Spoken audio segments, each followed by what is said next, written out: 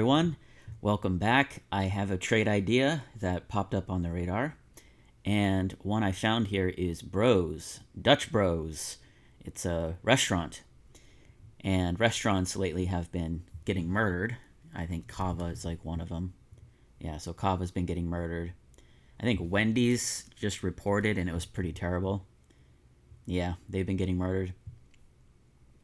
But I found Dutch Bros. And one of the ways I found this is looking at the long-term spreads. If you watched the last video, trading the spreads is what seems to be the most viable approach. And on the website here, I have a spread type and now a spread DTE. And what you can do is if you select all of these and then you select greater than, I don't know, whatever, 60 days, and you run the screener, this will show you equities that have the open interest, the delta, and the gamma on the same expiration. So there's a spread on the same expiration right here. And so if I go to delta, you could see it's on the same expiration. If I go to gamma, it's on the same expiration. See? And that generally gives really good indication of the trading range. However, you should probably uncheck gamma when you're doing this because gamma will tend to be up front right here and it'll ignore the past. So get rid of gamma and you'll have better search results when you do that. And if you look at Bros, I'll show you why. So gamma's here, but if I go back yesterday, it's back where the spread was. So the gamma tends to shift towards where the price is because it's at the money, right? And they had earnings, but I bought it after earnings. So here. So they had earnings. We had some volatility in the market, some recent push down. The market bounced right on here. Oh, sorry. I lost my bearings. Market opened and it bounced right on the put gamma. It's kind of rotated over. And so Bros had earnings. It almost hit the 60, pulled all the way back down. And you can see it bounced on the pin, the 50 pin. And I go back, I'll go daily. And you can see that this 50 pin, below they buy, went up to the 75. Below they buy, below they buy. And I'm just kind of riding that pin, this 50 pin over here. This is the 50 pin. So I'm using that as kind of a support, if you will. Now, I bought 50 of the Aprils. I'm going to be honest, that's probably a little aggressive. I probably should have bought Junes and shorted the Aprils. That's probably a better trade. So if you go to Junes, and so our target is 75. You have to remember that. And maybe I should have bought June's 360s and gone to the Aprils and shorted the 60s. Like, this is probably a much better trade because you get the earnings event, a part of it, which where most of the volatility would probably come. And another thing too, well, before I go into that, if we structure that trade, let's go June, and I might just, oh, I picked 65, my bad, 60. Now that's, that's fairly high, right? Like you generally want to see this around $3, like a 5% entry on the long leg.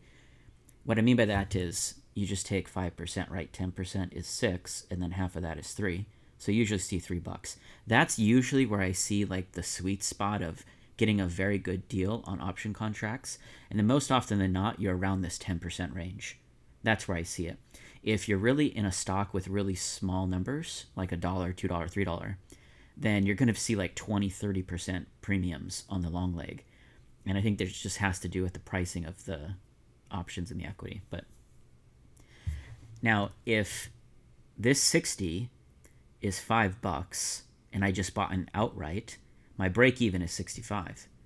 That means I'd make 200% if it goes to 75. That's not bad. I mean, you could probably get more out of it, right? But, these are options. right? These are 100 to 1 leverage. But if I go to April and short the 60s, now this is a 1 to 1. This is a 1 to 1 diagonal. The diagonal, because it's different expirations, now it's the same strike. And when you do this, when you do a 1 to 1 diagonal, same strike, your return profile is a distribution curve, right? So you go to risk profile, there's a distribution curve. See? So if it rallies, you lose money. If it goes down, you lose money. And you're just really targeting the 60. One of the reasons you would do this is you can see that, well, April's probably too long to do this type of strategy. You probably want something upfront, more upfront. But what you're trying to do is you're trying to reduce your entry by collecting the credit on a shorter front month expiration. And that's gotten... It's worked for me in the past because I didn't look at these spreads correctly and I didn't understand the dynamics of the options market that well. And so I've always been like very aggressive on 1-to-1 diagonals to try to eke out a better entry point. And knowing what I know now, this is, it hasn't really worked. Basically, that's all I'm trying to say. That's all I'm trying to say. It hasn't really worked. So I think it's okay just to kind of go for a 2-to-1. Now you have to go to custom, downtick this to 1. There's your 2-to-1. And so we're controlling 2 at 728. So, that's kind of a little rich here. So it's $727. And our target is 75, which is 1412. So if it goes higher than 60 before April, if it's higher than 60 after April, we have to close this one and close the other one because we don't want to get exercised, right? We don't want to own this thing. So we'll have one contract open at 60, right? But if it goes right to 75, you only double your money, right? That's our target. You only double your money, 100% gain. Like that doesn't sound very lucrative in the options market, right? Another strategy that you could probably take on is if you want to incorporate this earnings result here in May, is you can buy the 50s. I don't want to go too far down in the deltas, right? You can, maybe the 30s are okay. But if I did an outright like this, as an example, I just bought an outright. Well, we know it's a 200% gain, right? Somewhere around there. 1384, 500, it's kind of close. And what I can do is, if I bought the June outright, move this over to June, and it's going to chop, it's probably going to go down, chop up, it's going to do a bunch of junk. And if it rallies up into 60, then what I could do at the time is come in here. I'd probably have more than one contract, right? And what I could do at the time is, well, let's look at, let's say it goes in February, then 1 month out at the money. So the contract would probably be around $4, maybe, something like that, right? And what I could do is then I could go into March, which would be, March or April, which would be before an earnings event, probably April's. And this would be much higher because if prices are going to move very aggressively, the implied volatility is going to increase, especially because now you have time value in the contract. So let's say this is, I don't know, $10, right? If it's $10, then I could come in here and short 1, and they'd be $10 like this. Basically, I'd pull, you can see I'd pull all my money out, and you see it's like a 0% entry. So it would be a free trade. So that's another thing. You can leg the spread. So you can buy the 60s in June, wait till it does a bunch of junk. If you get some upward movement, then you can sell some contracts on a forward date. And the beauty of this is that if you pull all your money out, this goes away, and then it becomes a free trade up to 75. And then that would be just all profit, right? So that's something you can do. That's not a terrible idea. It's probably a little better structured if you do that. April is kind of pretty aggressive here. And I'm trying to apply that strategy here, but very short dated. And kind of one of the reasons here, like I saw the market bouncing on the gamma. NASDAQ 100, is kind of in no man's land. And a lot of equities have been doing top and bottom line beats, and their stocks have been getting murdered. I think Docs was like one of them. Yep, Docs was one. AppLovin one? Yep, App was one. These things are just getting hammered. And so, anyway, we have a couple events. Next week on OPEX, February 20th, is when we're going to get the tariff verdict from the Supreme Court. And if the Supreme Court says the tariffs are illegal based on Trump's precedents, then that means the tariffs are off the table. And the market may rally on that because that's less burden on companies. But man, I used to, overthink a lot of those things and try to find correlations and what they mean. And I'm just kind of like sitting, looking at price action now. I really don't care about that stuff, but it always sits in the back of your mind, right? So I did find Bros, and there's some good price action here off of 50. Doesn't mean it's going up, but it's good to see it kind of respecting that pin zone there. And it was on earnings. It was there just on earnings at $60. So I plan to leg that spread. That's what I plan to do. If it goes up to 60. Here we go. Another thing. Let's put on the moving averages. 20, 60, 120, 250. Monthly, right? That's 1 month of trading. 3 months, 6 months, yearly. Okay? And those averages on a daily correspond to all the earning cycles, right? 60 is a quarterly earnings, 250 is a yearly earnings. And if you look at this and pay close attention to the price action, you could see, well, first look at the horizontals. You can see it rejecting the 75, buying the 50, and that's where the pins are, right? Now look at the intermediate short-term things. They respect the averages. It sold off on this average. There was some buying there, respected the bounce, came up into these averages, tried to sell, came over, and it sold the averages down. It hit this average and then sold off, right? So there's a lot of respecting of the average intermediary or shorter term. And what I would suspect is that if this is going to chop, this will probably chop and respect a lot of the earnings, moving averages until they fail, because we're expecting a 75 target. But at some point, this yearly is going to come in here, and that's where I would suspect I would like to place the credit.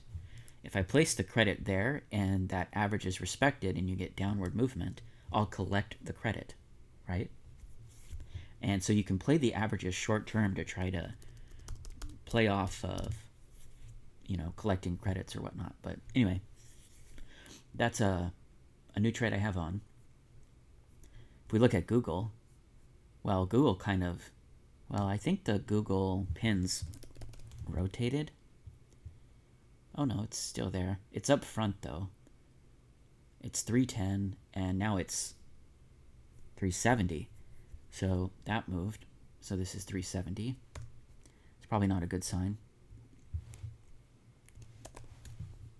370. And so this one may not be the greatest trade. I might have to take this off. You don't typically see that when you get reversals in these names. The pins, the open interest pins and all these things tend to sit lower when you get reversals. But they're sitting higher. So if you look at really high flyer, Google is a pretty big move. If you look at something like Oklo, there's like the 180. I think it was Oklo. I have to remember. Yeah, you tend to see it below the price when you get big reversals. I don't know if the delta. I think gamma was higher and delta was higher. Delta was lower. I think gamma was higher. Yeah, gamma was higher. That's what it was. But you tend to see the large open interest sitting below, and they're longer dated when you tend to see reversals. And so Google doesn't look like a terribly big rotation going on. Okay, there we go. So open interest is sitting above 350. We have open interest sitting down at 280. Now, that could be the range. That's okay. That's fine. It's kind of sitting in no man's land. It's probably in left side of the distribution a bit. Yeah, it's here nor there. I mean, typically, in trending markets, the price tends to sit here on the right side of the put distribution. And if it just pushed below 300, which that's where my short is, well, it's kind of right in the center. So that looks like a pretty big level, the 300, before it flips to all puts. And if it stays above 300, it's all calls. You see that? So we got to watch 300 very carefully and Google.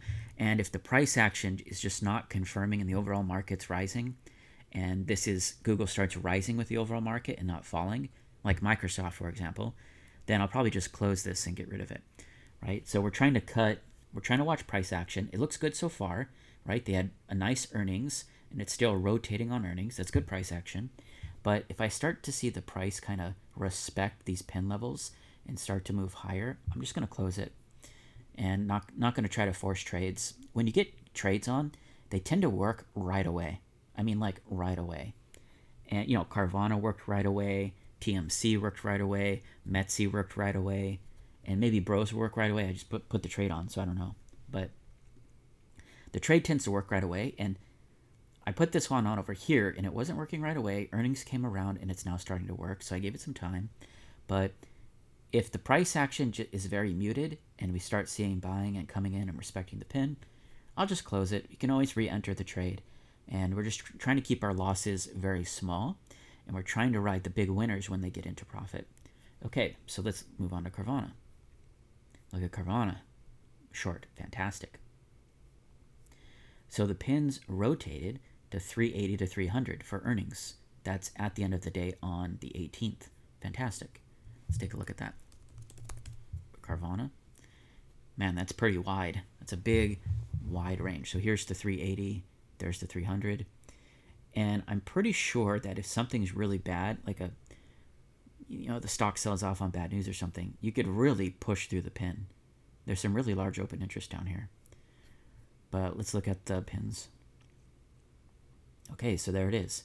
So we have the open interest sitting at 380. I think that was 300, 380. Is the delta there?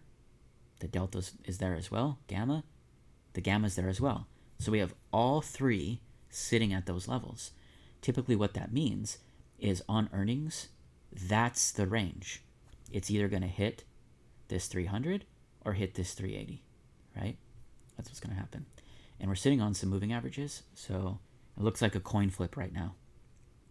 But I came in and I shorted, like I said last, I shorted 10 of the March 400s at 41,565. So I pulled all of my money out plus the $10,414. See that? So I already made a profit on Carvana. So no matter what happens, I'm going to make money. Now, if it goes down to the 300 pin, I'll have, well, you'd probably want to do this on the 18th, right? Do I have to change this one? Well, it'd be after hours, so it'd be the 19th. Maybe it's this one. 219. How do I change this date? The profit date. 219, 219. Not sure how you do that. Here. Date. There it is. You change it to date. Okay, so 300 is $71,266 in profit. And I'll watch the price action on that day and see what it looks like. And then I'm going to check the open interest or the amount of alpha after the 19th to see where the pins are. And if the pins are still sitting there and they haven't shifted, then I may just take profit. That's a really good trade. I think it's up 550% right now. It's hard to judge because I already pulled money out of it. But another scenario, let's say it goes to 380, but then it rallies through March and it goes above 400. Well, then I collect all of the credit here. I collect all this money. That's mine. That goes away. And then for April,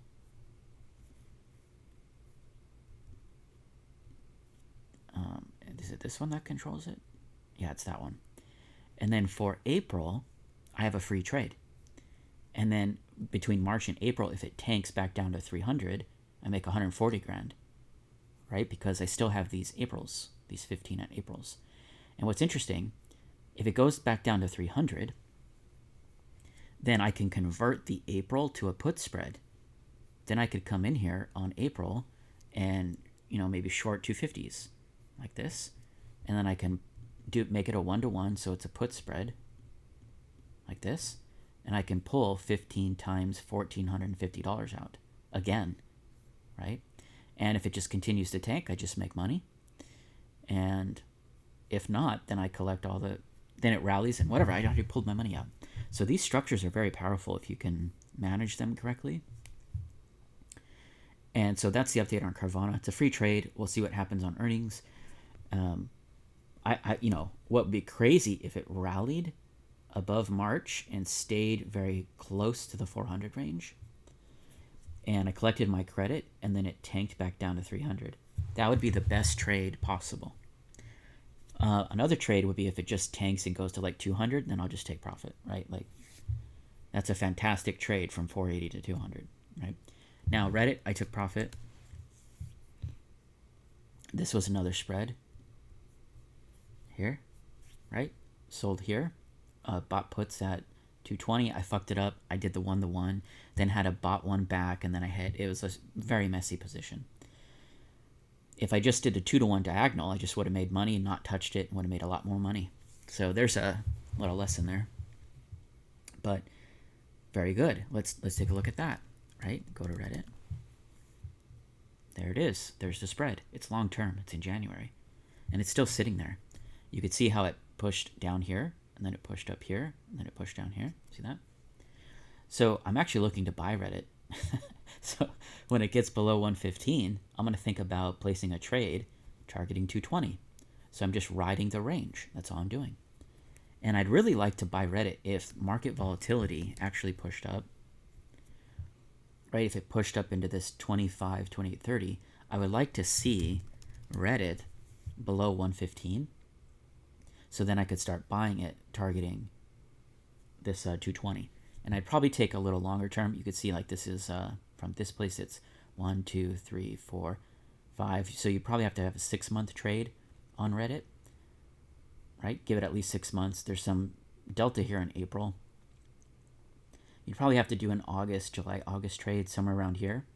But Reddit's on my radar as a spread.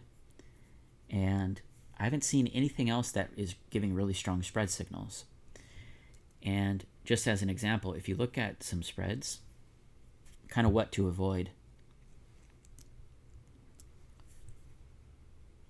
Okay. Oh, I don't have the gamma spread on. So things you kind of want to avoid. Well, you want to avoid very thin options. It's just too thin to trade. And what I mean by that is this thing can just be driven up higher and higher and higher. There's not a lot of options to really control it. You want to avoid ones that are very tight and very low, right? You want to avoid those ones. And this one, this one's kind of interesting, but it's an ETF, right? I don't know if you want to go that far. We can hide the ETF.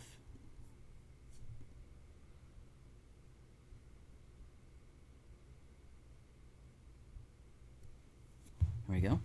Now the ETFs are hidden. So you want to avoid things that are very thin, like this. Very deep, like this. You want to avoid that. That one might be interesting to write up, but you have to ensure that when you do the option trades that you actually have some profitability in between the spread, right? If this is 10 points, are you going to make money between those 10 points? I don't know. This is June. That might be a trade, right? Monster Beverage. You have to be careful with Monster Beverage because it's a defensive name, quote unquote, and defensive names have been being bought like crazy. And so you do have to be a little bit careful with defensive names, being short those. If you're short the defensive name, you're really expecting the market to, turn around and be more cyclical driven. If you look at like Walmart or Pepsi or something, they've been doing very well, right? Very defensive names. Pep, right? They've been doing very well. So you might have to be careful with those ones. And things that are kind of sitting in the middle, just avoid it. Just wait. Wait for these to hit the bottom end or the top end and see where they are relative to things. Here's another one. So you see how there's a lot of puts down here, and then the spread is much higher. You probably want to avoid those ones because you could see like the past here is the spread in the past, and it just kind of hovered around this 135 here. And there's a lot of puts down below. But if you look at something like Bros or Reddit, oops, they don't have much. There's not much stuff down here relative. Like there's puts down here, but it's not as strong as the 115 or the 220. So you want to, was it Apollo? You want to be careful when you see a lot of this stuff down here. And I don't know if it's all in delta. It's sitting all in put delta. So those you just have to be a little careful with. And if you just get really good at it, you'll see what I mean. Like Bros, that looks very clear. Reddit, that looks very clear. So you see what I mean, right? Like it's a certain type of chart pattern or a visual that you're looking for if you're searching for names. But for now, that's all I have, and that's the update. And we'll see how Bros kind of reacts with this spread going into February and March. All right, guys, thanks.